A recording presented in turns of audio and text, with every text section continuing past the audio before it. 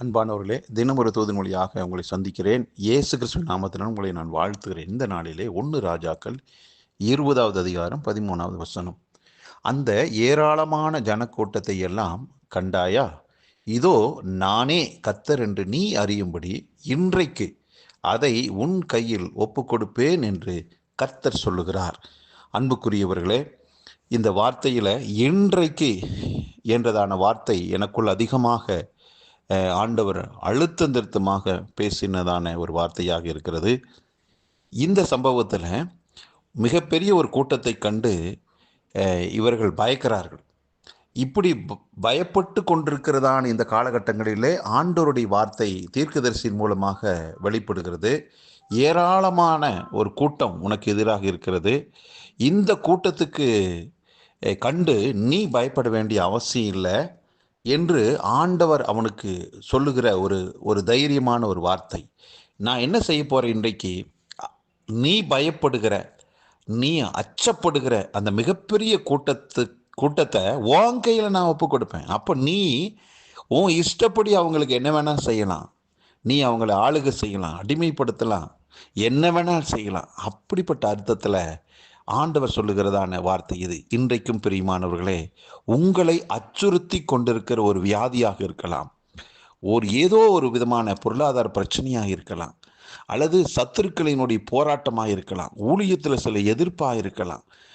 இப்படி எந்த விதமான காரியங்கள் உங்களை அச்சுறுத்தி கொண்டிருக்கிறதோ, பலவிதமான வாழ்க்கை பிரச்சனையில் கேள்வி மேலே கேள்வி கேட்டுக்கொண்டு விடை தெரியாமல் நீங்கள் அப்படியே பயந்து நடுங்கிக் கொண்டிருக்கிறீர்கள், என்னமாய் முடியுமோ என்று.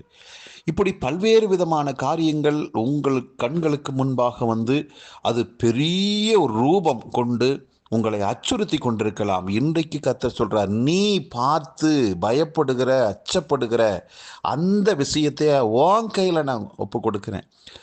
நீ காலை கீழே போட்டு அதை மிதிப்ப. அந்த அளவுக்கு தேவன் உங்களுக்கும் எனக்கு அதிகாரத்தை கொடுக்கிறார். ஆகவே அவற்றை கண்டு பயப்பட வேண்டிய அவசியம் இல்லை. அதன் மீது நமக்கு ஒரு ஆளுகையும் அதிகாரமும் கர்த்தர் கொடுத்திருக்கிறார். ஆகவே பிரியமானவர்களே, நீங்கள் பயப்படுகிற அந்த காரியம் உங்கள் கையில் கொடுக்கப்பட்டுருச்சு. உங்கள் இஷ்டப்படி நீங்கள் ஆளுகை செய்யலாம். ஆகவே இன்றைக்கு உங்களுக்கு கர்த்தர் கொடுக்கிற வார்த்தை, உங்கள் கையில் அதை ஒப்பு கொடுத்து விட்டார். உங்கள் இஷ்டப்படி நடத்துங்கள். வெற்றி உங்களுக்கு உரியது. 100க்கு 100 உங்கள் பக்கம் கர்த்தர் இருந்து யுத்தம் செய்வதை பார்ப்பீர்கள். ஜெயம் உங்களுக்கு சொந்தமாய் மாறிவிட்டது. பயப்படாமல் ஆண்டவருக்கு நன்றி சொல்லலாமே. நல்ல பிதாவே, இந்த நல்ல வேலைக்காக நன்றி. எங்களுக்கு நீர் இன்றைக்கு கொடுத்த வார்த்தை, ஆண்டவரே, நாங்கள் பயப்பட வேண்டிய ஒரு இடத்துல நாங்கள் இல்லை. ஆண்டவரே, நாங்கள் பயப்பட்ட காரியத்தை எங்கள் கையில் ஒப்பு கொடுத்துட்டீங்க. ஆகவே நாங்கள் வெற்றியாளர்களாய், ஆண்டவர் வீர முழக்கம் இடக்கூடிய ஒரு இடத்துல எங்களை வச்சிருக்கிறீங்க. ஆண்டவர், எங்கள் மேலே நீர் வைத்த அந்த அன்புக்காக நன்றியப்பா. இதை கேட்டுக்கொண்டிருக்கிற எல்லாருக்கும் ஒரு தைரிய உணர்வு உண்டாகட்டும். ஆண்டவர் என் பட்சத்தில் இருக்கிறார், நாங்கள் கலங்க வேண்டிய அவசியம் இல்லை என்றதான் விசுவாச வார்த்தையை அறிக்கையிடட்டும்.